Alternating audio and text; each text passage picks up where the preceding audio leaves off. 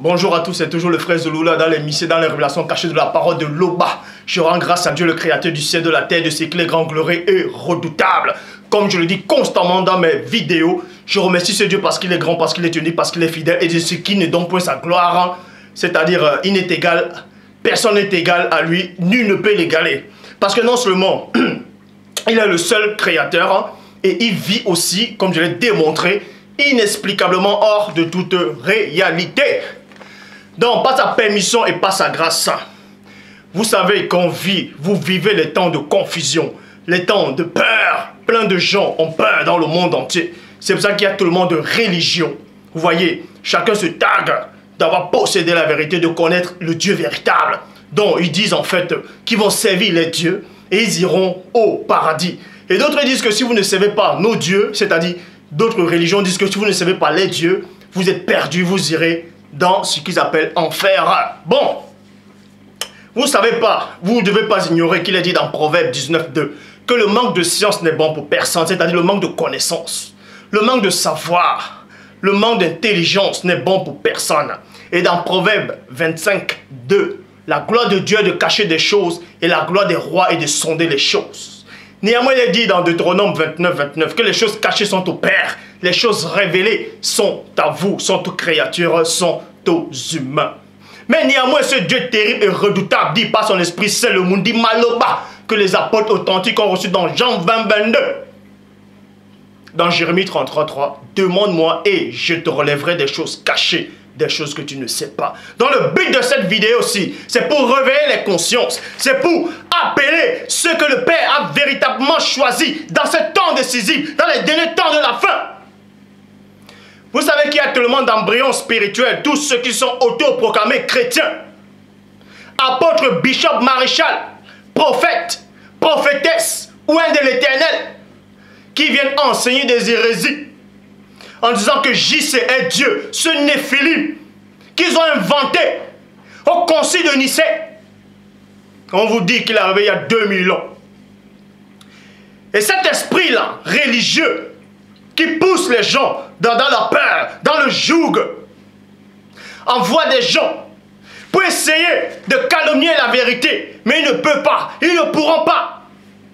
Donc, soi-disant, ces chrétiens de ce siècle-ci, là, ça n'a rien à voir avec ceux dont on fait allusion des croyants qui se trouvaient dans Actes des Apôtres 2. Non! Les chrétiens de ce siècle-ci ne connaissent pas le Père, ne connaissent pas le Dieu véritable, et Dieu ne les connaît pas. Donc, le Dieu véritable ne connaît pas le chrétien de ce siècle-ci. Et le Dieu de soi-disant, de ces chrétiens de ce siècle-ci, ne fait pas le poids avec celui que le Père véritable a réellement envoyé. Et pour cela, on va vous le démontrer, que les chrétiens de ce siècle-ci n'adorent pas Dieu. Ils adorent une idole, une abomination. Ils osent dire qu'ils adorent Dieu. Ouvrez les oreilles. Plein vont penser que c'est un blasphème. Libre à vous de penser ce que vous voulez. Mais la parole dit ceci, dans Jean, chapitre 17, au verset 3. Bible du semeur, en tout cas, c'est le vrai Christ et non JC. Même si on a usurpé, on a donné le nom, ici là on dit JC.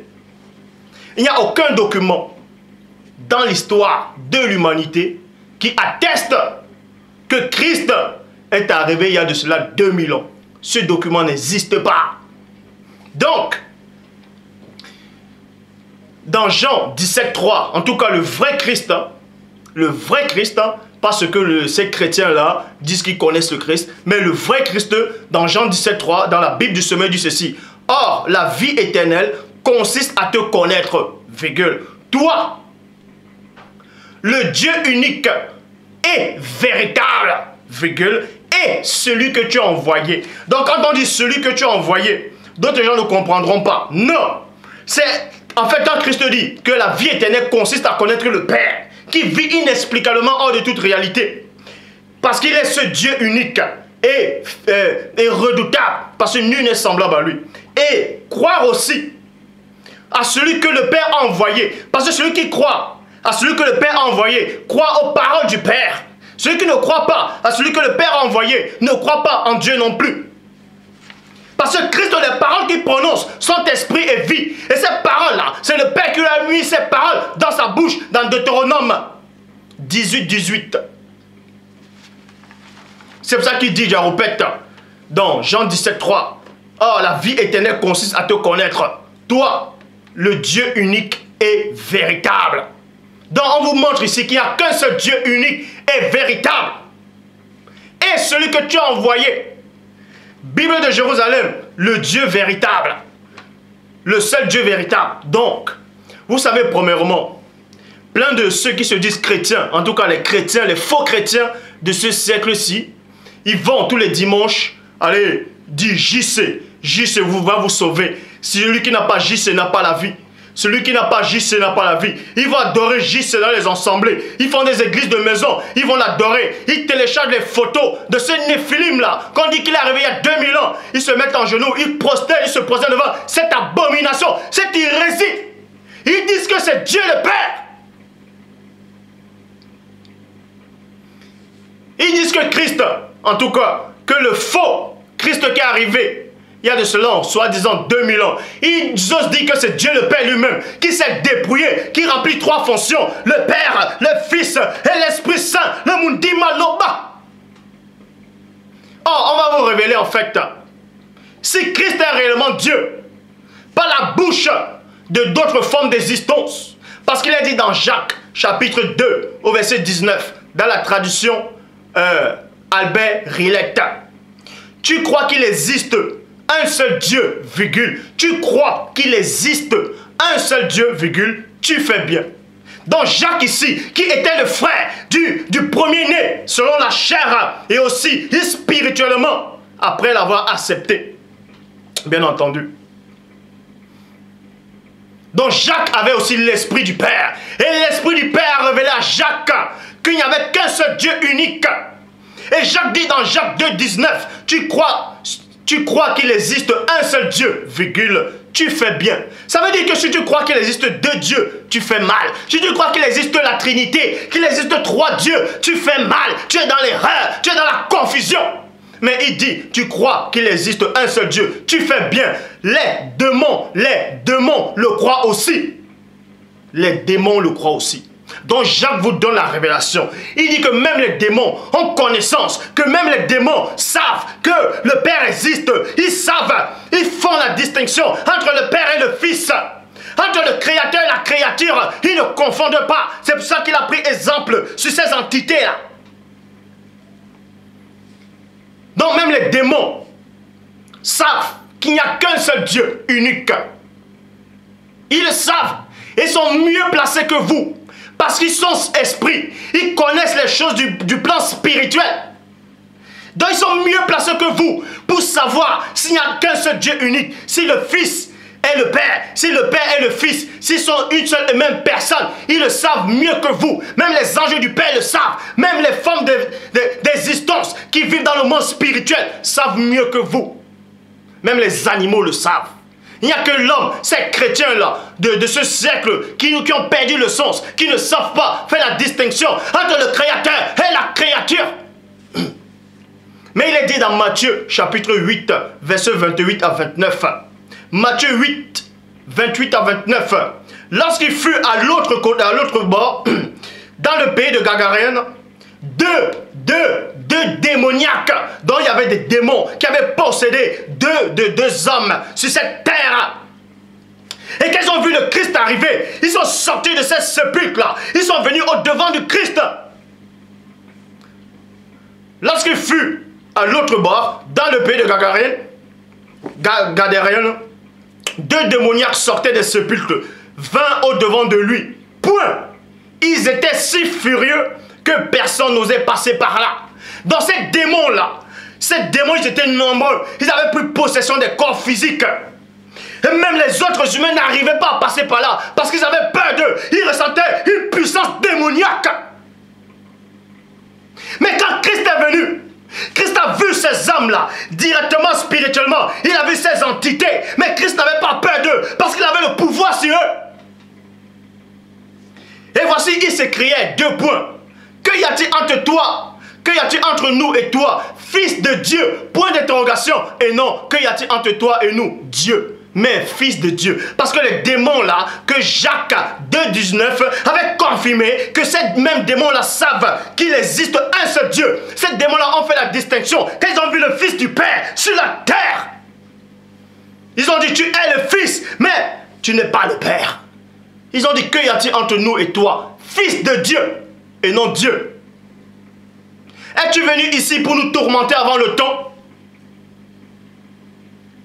Parce qu'ils le savent. Les démons savent qui est qui. Jacques aussi. Le Saint-Esprit a donné la révélation à Jacques que ces démons-là savaient qu'il n'y a qu'un seul Dieu unique. Mais eux, ils tremblent. Ils craignent Dieu. Montre-moi un seul verset où les démons vont se prosterner devant Satan, où les démons adorent le diable. Ce verset-là dans la Bible n'existe pas. Parce que les démons ne peuvent pas adorer Satan, même si Satan est plus puissant qu'eux. Ils savent que Satan c'est une créature, mais ils savent néanmoins que Dieu est le seul créateur, qu'il n'y a pas d'eux. Et ils tremblent devant Dieu. Donc ils ont confirmé ici là, à Christ, que tu es le Fils. Et Christ n'a pas dit que c'est un mensonge ce que vous êtes en train de dire. Christ n'a pas dit c'est faux ce que vous dites. Et on vous donne encore la confirmation dans Actes des Apôtres, chapitre 16, au verset 16 à 17. Comme nous allions au lieu de prière, une servante qui avait un esprit de python. Donc cet esprit de python, c'est un démon de python, si vous savez, dans un esprit de divination. Un esprit de python. Et qui en devinait, procurait un grand profit à ses maîtres, vint au-devant de nous et se mit à nous suivre. Donc, il y avait plein de gens, en fait, il y avait un groupe de personnes qui servaient le Dieu véritable. Et Paul de Tarse aussi était parmi eux. Paul et nous, point. Elle cria, ces hommes sont les serviteurs de Dieu, très haut, du Dieu très haut, virgule, et ils annoncent la voie du salut. Donc, cette femme-là avait été possédée par un esprit de python, par un mauvais esprit, par un esprit de divination, par un démon, en fait. Et ce démon-là, quand il a vu Paul de Tarse, il avait les compagnons de Paul de Tarse, il a compris directement que ces âmes-là, c'était les serviteurs du Dieu vivant. Parce que vous ne pouvez pas tromper un démon. Vous pouvez faire, aller dans vos églises, là, chanter. Ah, Jésus m'a sauvé. Ah, je suis sauvé. Ah, je te chasse Satan. Les démons savent si vous êtes avec Dieu ou pas. Et ils ont su ici. Ils ont dit. L'esprit de Python, le démon de Python a dit. Voilà les serviteurs du Dieu très haut. Parce qu'il y a une marque sur les serviteurs du Père. C'est une marque spirituelle. Et vu que les démons sont esprits, ils voient cette marque-là. Donc ils savent faire la distinction entre le Père et le Fils, entre le Créateur et la créature. Et Jacques 2,19 a confirmé cela. Donc, ceci pour vous amener dans Ésaïe 43, verset 10. Parce que les démons, le faux occulte, même Satan lui-même connaît cette loi, il connaît cette prophétie, il connaît cette parole qui dit dans Ésaïe 43, verset 10, dans la Bible seconde 21. Avant moi, jamais aucun Dieu n'a été formé. Et après moi, jamais aucun autre n'existera. Ça veut dire quoi? Le Père Tout-Puissant dit qu'avant lui, il n'y avait pas été formé de Dieu. Parce qu'avant Dieu, c'est Dieu lui-même.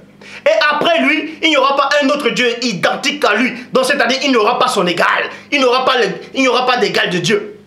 C'est en cela qu'il dit, avant moi, il n'y a jamais été formé de Dieu semblable à lui. Et après lui, il n'y en aura pas. Donc Dieu n'a pas d'égal. C'est ainsi qu'il vous le dit. Les démons le savent. Les anges de chérubin, trône, dignité, domination, autorité et les ophanimes le savent aussi. Même les animaux le savent. Mais vous qui dites chrétien, vous venez faire des vidéos. La Bible dit, Dieu m'a dit, le Saint-Esprit de Dieu m'a dit, Si tu n'as pas JC, le Néphilim aux yeux bleus, qui est arrivé il y a 2000 ans, tu ne seras pas sauvé. Mensonge. Et Satan sait qu'il n'y a qu'un seul Dieu unique. Quand le Père Tout-Puissant dit par Isaïe le prophète, par l'Esprit, qu'avant lui, il n'y avait pas été formé de Dieu semblable à lui. Et après lui, il n'y aura pas un comme lui, dont nul ne sera son égal. C'est pour ça que Satan avait compris cela. C'est pour ça qu'il voulait être... En fait, Satan fait toujours le contraire de ce que le Père dit. C'est pour ça qu'il a dit dans Ésaïe 14, 14, Bible des peuples, je monterai par-dessus les nuages et je serai l'égal. Je serai l'égal. Je serai l'égal du Très-Haut. Parce que Satan sait que Dieu n'a pas d'égal. Donc il veut être l'égal du Très-Haut. Satan n'a pas dit ici là qui serait semblable au Fils, qui serait l'égal du Fils. Mais il veut être l'égal du Père. Parce que c'est qu'il n'y a qu'un seul Père unique qui est supérieur au Fils, qui a donné l'être, le mouvement au Fils. Bible parole de vie. Je serai comme le Dieu Très-Haut. Je serai comme le Dieu Très-Haut. Bible Shuraki. Je serai semblable au suprême. Point. C'est pour ça qu'il est dit maintenant. Satan voulait être comme Dieu. Vous voyez, il voulait être l'égal du Père. Il veut être semblable au suprême, à celui qui vit inexplicablement hors de toute réalité.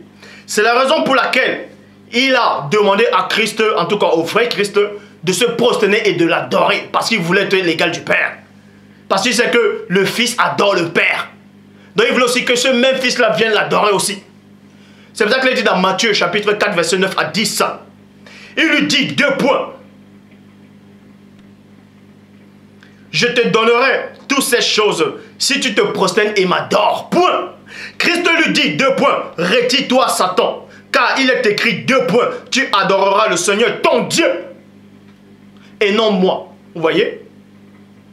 Christ dit ici là. Tu adoreras le Seigneur ton Dieu. D'autres qui ont perdu le sens disent tu adoreras moi le Père. Non.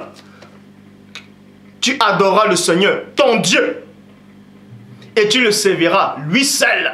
Point.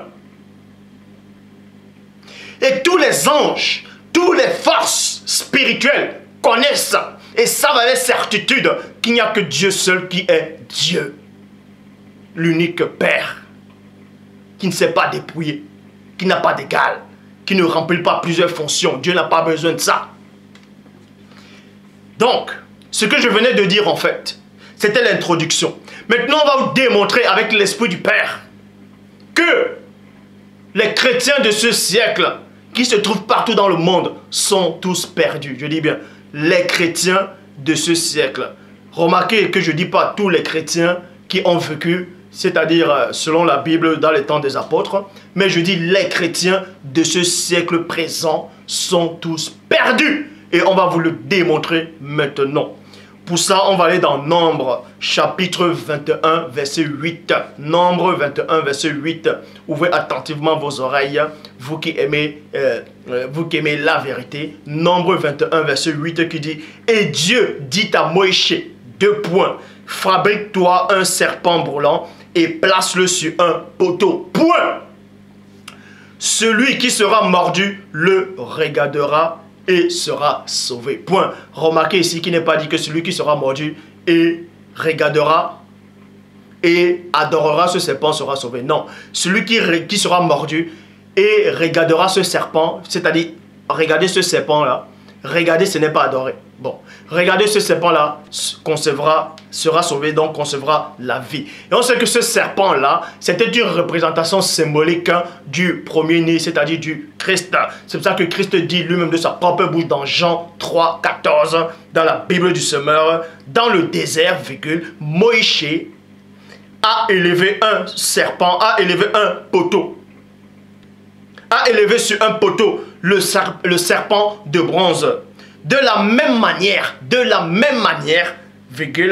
le Fils de l'homme doit aussi être élevé et non adoré.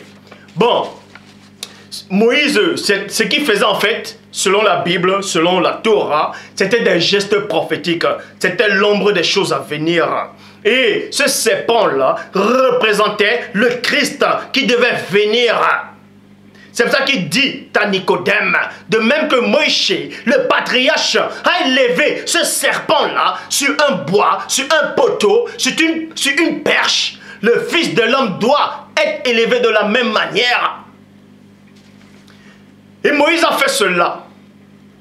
Et plus tard, des années plus tard, les enfants d'Israël ont commencé à adorer des faux dieux. Exactement comme ce siècle-ci, là, il y a plein de religions. Parce qu'il est dit dans Job 33, 14 que Dieu parle cependant tantôt d'une manière, tantôt d'une autre, et vous ne prenez point garde. Et l'on y prend point garde. Vous devez prendre garde ici. Que l'Ancien Testament, c'était l'ombre des choses à venir du Nouveau Testament. Ça veut dire que ce que Moïse a fait, selon ce qu'il est écrit dans la Torah, ces gestes-là, c'était des gestes prophétiques. Donc, plus tard, quand Moïse n'était plus tard, des années plus tard, vous pouvez lire, je vais vous donner les versets, toujours à biblique à l'appui. Moïse n'était plus là. Les enfants d'Israël, plus tard, ont commencé à adorer d'autres faux dieux, des divinités, des statues, des abominations, exactement comme cette période-ci-là, où il y a plein de religions. Ils adorent les faux dieux, ils adorent des dieux barbares qui aiment le sang, des dieux soulards, des dieux fornicateurs, bref. Et ces chrétiens-là, maintenant, ces enfants d'Israël à l'époque, ceux qui se disent chrétiens maintenant, veulent se considérer comme les enfants d'Israël. Et on sait que ces enfants d'Israël, ce qu'ils ont fait dans l'Ancien Testament, c'était quoi? Dans 2 Rois, chapitre 18 au verset 4. C'est-à-dire Ézéchias, c'était un roi qui a marché selon le Père. Vous pouvez vérifier. Donc cet homme-là, ce roi-là, fit disparaître les hauts lieux, brisa les stèles des idoles, coupait les pieds sacrés de la déesse Asherah. Point. Vous voyez, dans ce roi-là, quand il était roi, il a manifesté son zèle au Dieu suprême. Donc il a détruit les statuettes, il a renversé ces fausses religions. Et les enfants d'Israël, à cette époque, comme soi-disant ces chrétiens-là de cette époque, ils font les mêmes erreurs que les enfants d'Israël ont fait à l'époque. Voilà ce qu'ils ont fait. Donc vous dit ici, là, dans 2 Rois, chapitre 18, verset 4, c'est-à-dire Ézéchias, roi, fit disparaître les hauts lieux, brisa les stèles des idoles, coupa le pied sacré de la déesse Asherah. Point. Il fit aussi mettre en pièces le serpent de bronze. Il fit aussi mettre en pièces le serpent de bronze que Moïse avait fabriqué. Virgule. Parce que pourquoi? Donc, ces enfants d'Israël ont commencé à adorer ce serpent de rein, ce serpent de bronze, ce serpent brûlant que Moïse avait élevé au désert. Donc ce serpent-là représentait Christ. Donc c'était l'ombre des choses à venir. Qu'il ne faut pas adorer le Christ. Qu'il ne faut pas rendre un culte à Christ. Sinon le roi là, qui marchait selon Dieu, n'allait pas détruire ces statuettes-là. N'allait pas détruire le serpent de rein. Pourquoi? Pourquoi il a détruit ce serpent de rein, on vous donne la raison pour laquelle il a détruit cela. On vous dit d'abord, il fit aussi mettre en pièces le serpent de bronze que Moïse avait fabriqué. Virgule. Car jusqu'à cette époque-là, les Israélites faisaient brûler des parfums pour lui et l'appelaient Neshushta, c'est-à-dire le serpent d'idole en cuivre. Donc les enfants d'Israël ont adoré ce serpent de rein. De même que ceux qui se disent chrétiens adorent le Christ, hein, vous voyez, et le roi est venu, il a détruit cela. De même que le Père m'envoie actuellement dans ce temps de la fin, dans votre époque. Donc je viens dans ce passé-ci là. Je viens dans le passé. Pour vous montrer que ce serpent de rein là, c'était une représentation symbolique de Christ. Et que le roi qui marchait selon Dieu a détruit cela parce qu'ils adoraient ça. Alors que ce roi-là savait que l'adoration ne revenait qu'au Père seul. Vous voyez, dans les chrétiens qui adorent le Christ, qui adorent soi-disant JC, vous êtes une abomination devant Dieu et Dieu ne vous connaît pas. Pour ça, on va encore vous le montrer. Donc, Romains chapitre 1, verset 18, Bible du semeur. Du haut du ciel, virgule, Dieu manifeste sa colère contre les hommes qui ne l'honorent pas et qui ne respectent pas sa volonté. Point. Ils étouffent ainsi honnêtement la vérité. Verset 19. En effet, ce qu'on peut connaître de Dieu est clair pour eux, virgule. Dieu lui-même l'ayant fait connaître. Verset 21, traduction Pirate et Clamer. Puisque connaissant Dieu, ils ne l'ont point rendu ni gloire, ni les actions de grâce qu'on lui doit. Vous voyez. Ils se sont au contraire abandonnés à leurs folles pensées et leur cœur sans intelligence a été plongé dans les ténèbres. Verset 22, Bible parole de vie. Ils disent qu'ils ont la sagesse, mais ils sont devenus fous. Les chrétiens de ce siècle disent qu'ils ont la sagesse, mais ils sont devenus fous. Ils disent qu'ils ont le Saint-Esprit, mais ils sont devenus fous. Ils disent qu'ils sont sauvés, mais ils sont devenus fous. Verset 23, Bible de l'épée. Et ils ont changé la gloire du Dieu incorruptible en des images religieuses qui représentent l'homme corruptible. La photo parle d'elle-même. Je répète, pour tous ces chrétiens-là qui n'ont plus de chromosomes dans la tête, pour tous ces chrétiens-là qui se disent chrétiens en tout cas, pour tous ceux qui se donnent le nom de chrétiens dans ce siècle, qui ont perdu le sens, la parole vous dit dans Romains 1, 23, Bible de l'épée. Et ils ont changé la gloire du Dieu incorruptible en des images religieuses. Ça, c'est une image religieuse qui représente l'homme corruptible. On a représenté cet homme-ci là, corruptible, sur le bois, en train de crier, en train de souffrir. Dieu ne souffre pas, Dieu ne crie pas, Dieu ne sent pas la douleur. Même s'il dit à Moïse, va en Égypte, je connais cette douleur, Dieu ne ressent pas la douleur parce qu'il n'est pas, Dieu n'est pas corruptible, il est incorruptible. Donc on a représenté cette abomination-ci. Et des oiseaux, on représente le Saint-Esprit en forme d'oiseau, vous voyez. Et des quadrupèdes et des reptiles. Verset 24, traduction Pirate et Clamer. C'est pourquoi Dieu les a livrés à ce qu'ils désirent au fond du cœur. Virgule. À l'impureté pour le déshonneur de leur propre corps. Donc Dieu vous a tous livrés. Vos intelligences, soi-disant, ont été plongées dans les ténèbres. Et je dis encore, je répète et je pèse mes mots. Aucun chrétien de ce siècle qui adore le Christ, qui dit que Christ est Dieu, qui accepte ce néphilim qui est arrivé soi-disant il y a 2000 ans, ne sera sauvé. Je vous dis encore, d'où je viens, le temps n'existe pas. Et je viens dans votre époque c'est le passé. Donc je sais ce qu'il y a à savoir. Que cette phrase, si vous dérange ou pas, je sais qui je suis, je sais d'où je viens et où je vais repartir. Je vais m'asseoir auprès du Père lui-même. Donc, verset 24, c'est pourquoi Dieu les a livrés à ce qu'ils désiraient au fond du cœur, à l'impureté, pour le déshonneur de leur propre corps. Verset 25, Bible 2 21. Eux qui ont remplacé la vérité de Dieu par le mensonge. Et eux ont adoré et servi la créature. Ils ont servi la créature au lieu du Créateur qui est béni éternellement. Et pour votre information, pour ceux qui ne savent pas, pour ceux qui ne sont pas assis, pour tous ceux qui se disent chrétiens, ou bien d'autres formes de croyances, il est dit dans Matthieu 19, 4, n'avez-vous pas lu qu'au commencement, le Créateur fit l'homme et la femme? Et ça, c'est pas un créateur.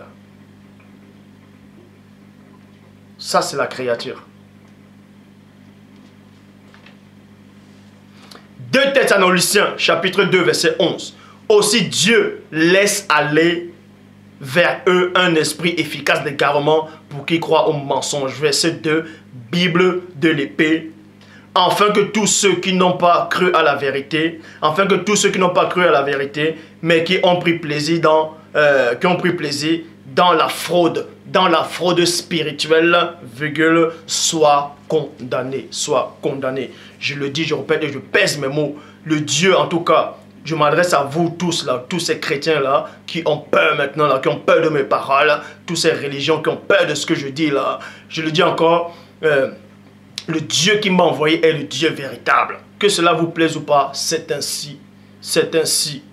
Votre monde est fini. Vous vivez le passé. Là, c'est le passé. Parce que le Père est au-dessus du temps et de l'espace. Il connaît toutes choses, il voit toutes choses. Est-ce que vous comprenez? Donc, tous ceux-là qui se disent chrétiens,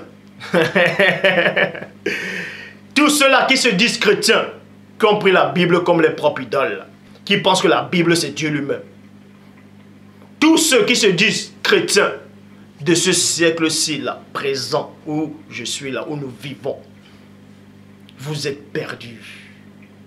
Vous êtes complètement perdus. Vous aurez beau dire tout ce que vous voulez. Vous aurez beau ressentir ce que vous voulez. La preuve, c'est que dans la parole, il est dit quoi? Que vous allez ramener toute pensée captive. Vous allez renverser les fondements. Amener toute pensée captive à l'obéissance de Christ. Si Christ, en tout cas le vrai Christ que je connais, était réellement avec vous, ça aurait fait peut-être depuis des années déjà, je ne serais même plus en train de parler sur... je serais même plus en train de faire des vidéos. Si le vrai Christ était réellement avec vous, comme il était avec Paul de Tarse, comme il était avec Képha, Pétre, Pierre, comme il était avec certains apôtres et prophètes dans l'ancien temps, il fermait la bouche à tous ceux qui voulaient se lever contre le Père. Si ce Christ-là qui est apparu à Paul de Tarse sur le chemin de Damas, qui a déstabilisé Paul, parce que Paul voulait persécuter l'église, si ce Christ était réellement avec vous, je ne serais plus là devant vous en train de parler. Sinon il allait susciter quelqu'un pour me faire taire définitivement. Mais ce Christ-là qui est avec vous, c'est ce faux JC qu'on a inventé il y a de cela 2000 ans. Et il ne fait pas le poids avec celui que le Père a envoyé. Vous pouvez dire que c'est un blasphème. Parce que vous êtes plongé dans les ténèbres. Je le dis encore, aucune créature dans l'univers, dans le cosmos, dans la galaxie, dans cette réalité ne fait le poids face à celui que le Père a envoyé. Donc, c'était juste un petit aperçu des enseignements qui viendront plus tard. Comme j'avais dit, il y a de cela 3 ans que je fais des vidéos. C'était l'introduction. On va entrer dans le cœur même du message. Et vous verrez la différence entre celui qui a reçu l'onction royale et ceux qui ressentent des sensations. Celui qui est avec vous a perdu. Les démons qui sont avec vous ont perdu. Les anges déchus qui sont avec vous ont perdu. Cet esprit du faux JC qu'ils ont inventé, cette entité qui se cache derrière, a perdu. La preuve, il ne fait pas le poids face à celui que le Père a envoyé. Comment peut-il faire le poids avec le vrai Christ ou le vrai Père lui-même? Vous n'avez plus d'argument. Vous ne savez plus quoi dire. Vous êtes obligé de faire le faux. De copier, coller mes vidéos. Copie, coller. Ça, c'est du mensonge. Vous coupez une phrase qui n'a rien à voir avec la phrase qui vient ensuite. Vous vous dites que voilà, ça c'est les faibles qui agissent ainsi. Quand le diable a perdu, c'est comme ça qu'il agit. Exactement quand on a mené le vrai Christ dans le Sanhedrium. Il y a eu un homme qui est venu pour l'accuser, il a dit, j'ai entendu dire qu'il a dit de détruire ce temple-là. Et qu'en 3 jours, il va le rebâtir. Alors que Christ n'avait jamais dit ça. Christ, le vrai Christ avait dit, détruisez ce temple-là. Il parlait de son corps, son temple à lui. Il n'a pas dit le temple que seulement avait bâti. Donc, on a copié ces phrases. On a coupé en cours de route. On les allait copier devant les sacrificateurs qu'il a dit de détruire le temple de Salomon. Parce qu'ils ne font pas le poids face à celui que le Père a mandaté. Donc, à tous ceux-là, dans le monde entier, qui savent, qui reconnaissent que le Père m'a véritablement envoyé, n'ayez pas peur. N'ayez pas peur de la mort. N'ayez pas peur de ce JC aux yeux bleus qu'on a inventé. N'ayez pas peur, ce n'est pas le vrai Christ. Il ne vous sauvera pas. Et on va vous expliquer qui est réellement Christ dans la prochaine vidéo. On va vous expliquer comment adorer le Père en esprit, en vérité. On va vous expliquer pourquoi Christ dit que celui qui ne croit pas en lui, que nul ne vient à lui sans passer par le Père. Les gens ne savent pas réellement pourquoi Christ a dit cela. On va vous expliquer qui est réellement Christ. On va vous expliquer comment le vrai Christ doit habiter en vous, en esprit. Comment marcher avec le vrai Christ. Comment être sauvé. On va vous expliquer. Et on va enlever cet esprit religieux là, qui vient vous tourmenter. Parce que le vrai Christ a dit à ses apôtres, à ses acolytes, à ses disciples, à ses amis: je vous enverrai l'esprit de vérité. Il va vous enseigner toutes choses. Et il vous rappellera tout ce que je vous ai enseigné, annoncé. Alors, si vous avez l'esprit de vérité, pourquoi vous allez encore à l'église écouter les faux pasteurs? Pourquoi l'esprit de vérité, soi-disant qui est en vous, ne vous enseigne pas? Vous voyez, parce que vous n'avez pas de cet esprit de vérité. Vous dites que vous avez Christ. Vous avez encore peur de dormir la nuit. Vous avez peur des rêves, des cauchemars. Vous êtes encore malade. Vous avez des mauvaises pensées. Vous mentez. Mais le vrai Christ que moi je connais, il a dit dans Luc 10, 18 à 19, je voyais Satan tomber du ciel comme un éclair. Voici, je vous ai donné le pouvoir de marcher sur les serpents, sur les scorpions et sur toute puissance de l'ennemi. Rien ne pourra vous nuire tant que le péché vous nuit encore. Tant que la masturbation spirituelle, intellectuelle et mentale vous nuit encore. Tant que la peur, vous avez encore peur de mourir. Vous ne savez pas où est-ce que vous allez aller de l'autre côté. Vous ne savez pas si vous êtes sauvé. Tant que vous allez encore être dans ce joug-là, dans la peur, dans l'ignorance, ce que Christ n'est pas avec vous. Parce que le vrai Christ dit: si dont le Fils vous a franchi, vous serez réellement libre. Si vous n'êtes pas libre, c'est que vous n'êtes pas affranchi. Et on va vous présenter ce vrai Christ-là qui a réellement existé. Que Satan est en train de régner pour vous présenter cette abomination.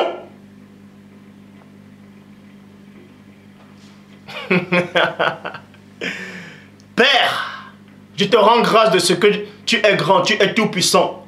Et tu vis inexplicablement hors de toute réalité. Je te remercie, Père, d'avoir permis que je sois conscient de toi. Et de ce que tu as permis que je vienne dans cette réalité, dans ce passé-ci là.